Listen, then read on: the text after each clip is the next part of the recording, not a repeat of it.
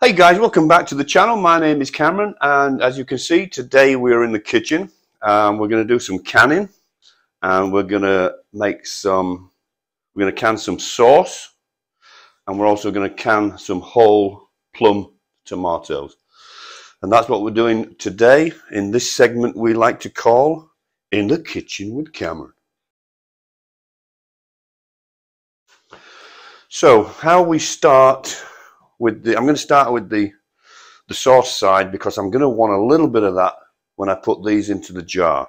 So any of the tomatoes have got a little bit of scabby bits or anything like that, we just cut them off, and then I just take the tops off, cut it into that size. I'd just cut that in half, and away it goes into the pan to go into the boiled it. So that's what we're doing today. So we've got a variety of tomatoes today, and we've got everything from Beefeater down to, I think there's a few little cherries. I don't mind mixing them up. These are like a purple tomato that we've got here, but when I'm making the sauce, I don't mind. It's all tomato sauce to me. So these go in. What I'll do is I'll get about halfway up this pot, and then I'll sprinkle them with some salt. Beautiful color. You see that? Yeah, well, I get about halfway into the pan, and then I'll sprinkle with salt, and then when I've got them all in the pan, they'll get another sprinkle of salt, and you can just put as much as you want. If you're a sodium lover, you can add more salt, and if you're not, you can add a lot less. So it's overcast and raining here today in North Georgia. So that being said, I figured, okay, let's go into the kitchen and can some of those fabulous tomatoes we've got. We had a terrible wet summer last year, and with the vegetable garden being right at the bottom of the garden, one of the lowest points, we lost a lot of the tomatoes to rain. They just drowned. So we got very little canning done on the tomatoes last season. We did a great on the peaches. We were able to make some peach jams, etc. Hey, Dawn.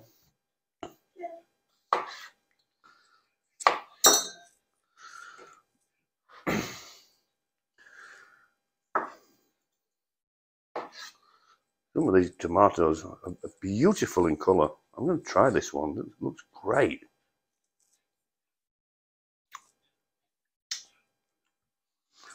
They say you can't beat fresh tomatoes out of your garden, and I completely agree. However, they've got to be organic. I know it's tough. It can be really difficult and frustrating. Oh yeah, it can be frustrating when growing organically, but it is so worth it. I know the critters can really be annoying, but it's so worth it when you taste that tomato. Well, you buy tomatoes in the supermarket nowadays, they're just flavorless. It's just flesh.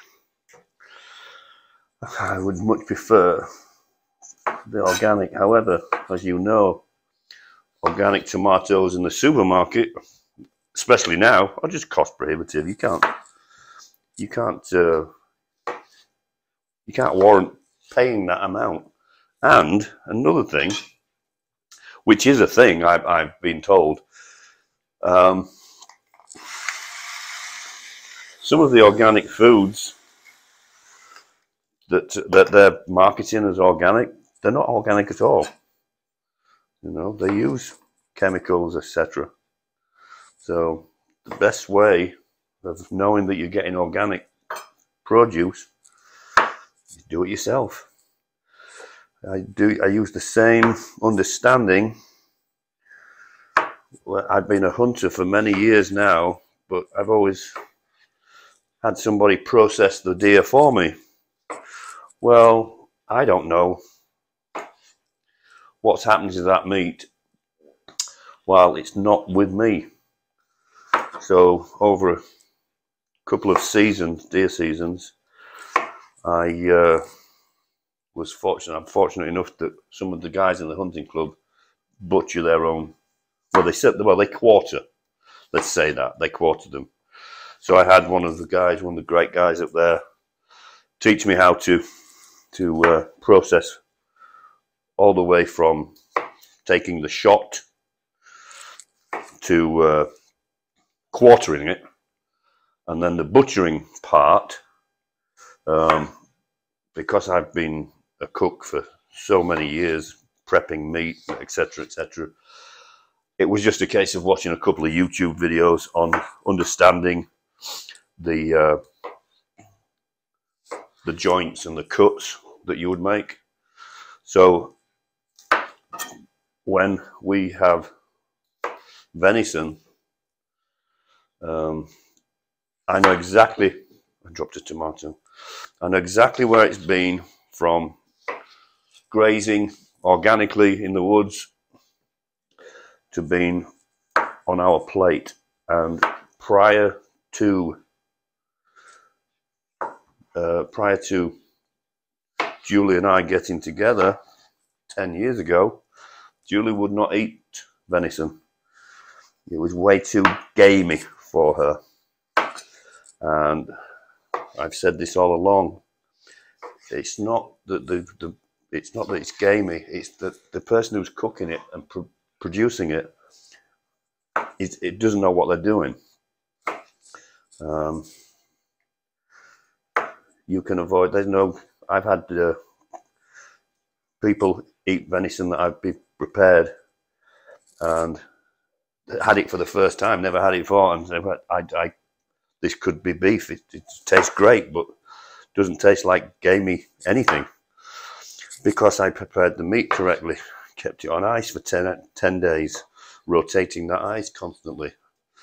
It's the blood in the meat that gives it the gamey taste. You've got to get all that blood out, and then it becomes such that the equivalent of a filet mignon on beef, I can do a medium filet mignon, and Julie's not a huge meat eater at all, and she'll devour it and ask for more. So it's all about prep. Same with the tomatoes and everything that you cook and grow. Keep it organic, and I truly believe that if you do go organic, even if it's just a little bit of organic, look at that. That is beautiful. I'm going to have to come and show you that. What a beautiful, beautiful shape inside that tomato. Isn't that beautiful?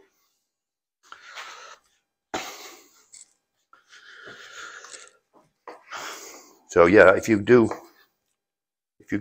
are able to go organic, I truly believe that you will live a bit longer, because the food that we've been programmed to a certain degree to eat, all the fast food, that's killing you a lot quicker than fresh tomatoes, as you well know.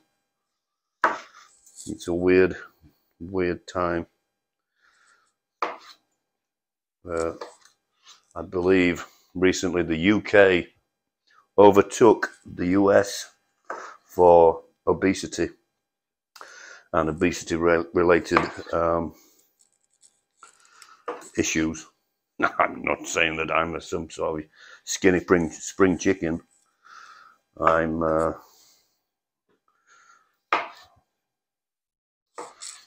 got a little bit lazy in the last few years. I've not been to the gymnasium, not moving enough, but that's another story. So we're about to get a full pan on these tomatoes for the sauce, and that will usually do maybe 5 quart jars ish. Well, I might not do that many because I will be taking some of the juice. Sometimes what I do is I'll take some of the juice out of the pan and make tomato juice out of it. But this time I'm going to be taking the juice out to put into the whole tomatoes that we're going to be canning. But usually, like I say, I did it on. I'm pretty sure I did it on a previous video. And you just take the juice out, add a little bit of salt, boil it up, and then can it. And it makes a great tomato juice for drinking.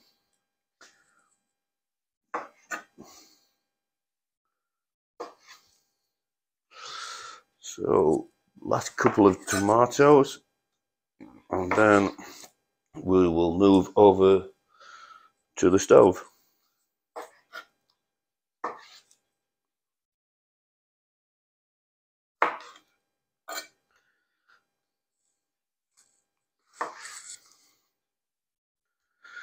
All this here will go into the compost, so nothing's really wasted. Okay, we're going to go over to the stove.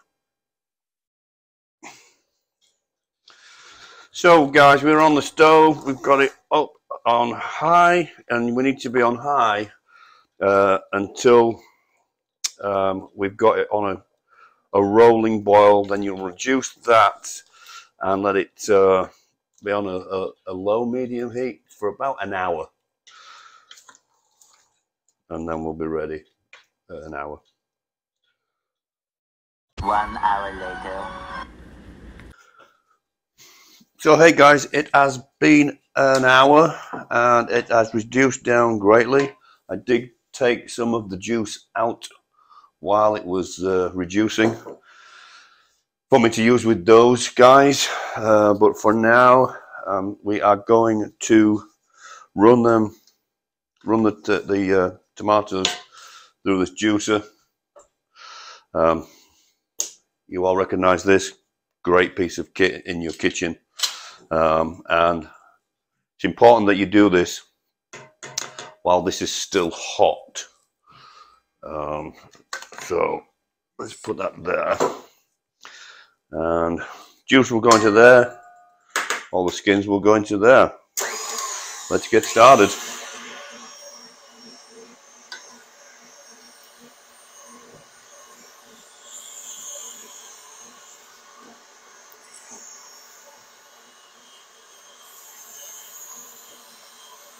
Smells great. It does.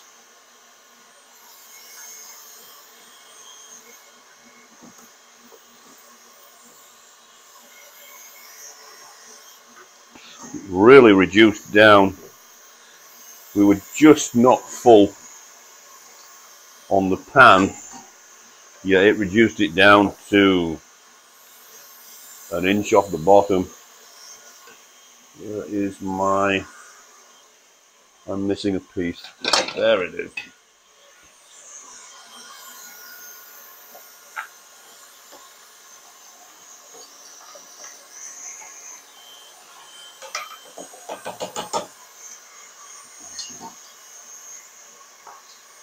This pan's still hot.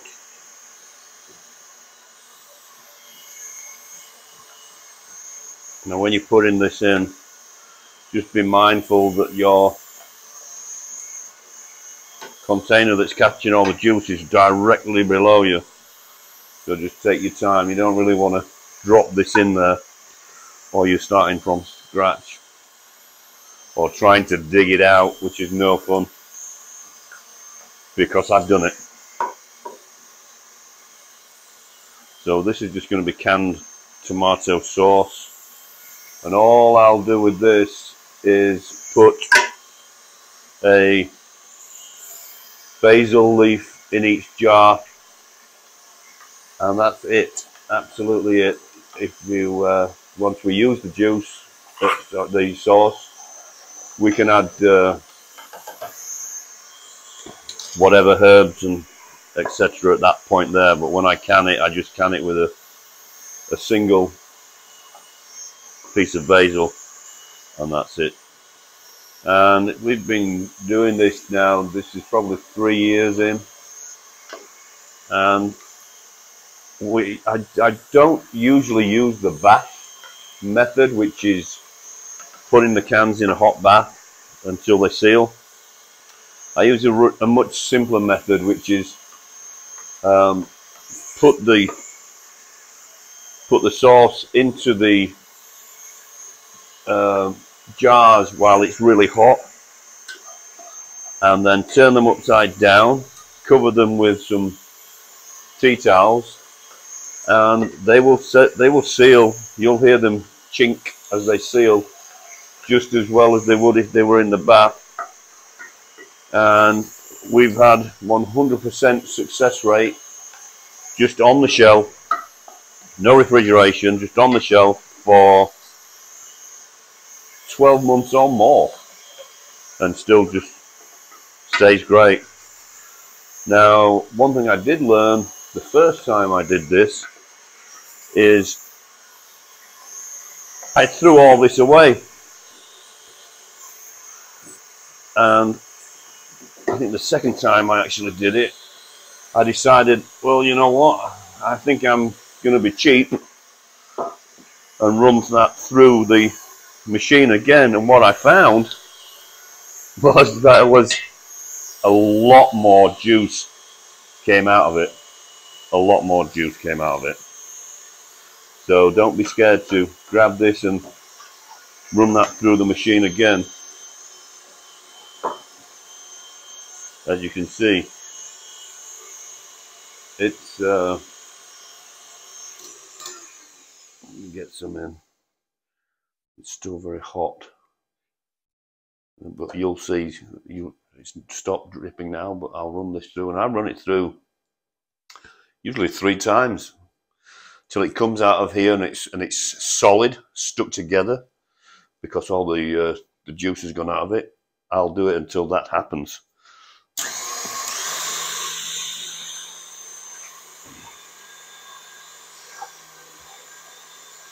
So you can see all that juice still coming out, so do run it through a few times, or you're missing out on extra juice.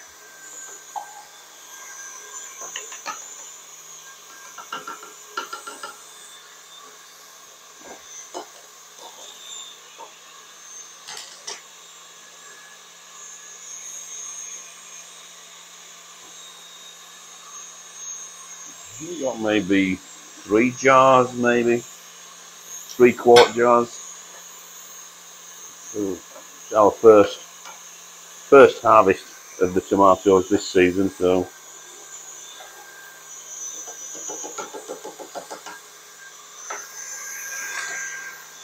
one more juice still coming out. Do one more time, I think.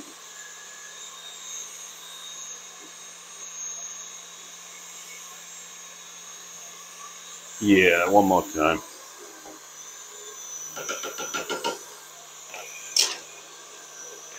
And then this will just go into compost. It's only a small amount, but it all goes in. And then, once we finish with that, we need to go in gently, take this off, and then there's a little bit in the bottom there, look, which I'm going to grab. And then this, we want all of this in our sauce. So just nice and gentle. Scrape that all off. And like I say, I took some of the juice out of the sauce while it was reducing. Or we would have a couple of cups more. But it also helps when you take that out, when you're reducing it down. It also helps give you a thicker sauce, not as runny. Depending on how you like it. I prefer it thicker, which is why I take all this off, and that goes into the sauce as well. So that sauce is now going to go back onto, I'm just going to wash my hands quickly. That sauce is going to go back onto the boil for about 45 minutes, an hour, and then that will be ready for canning. While that's doing that, I'm going to start on the plum tomatoes. Quick clean up, and then we'll get that started.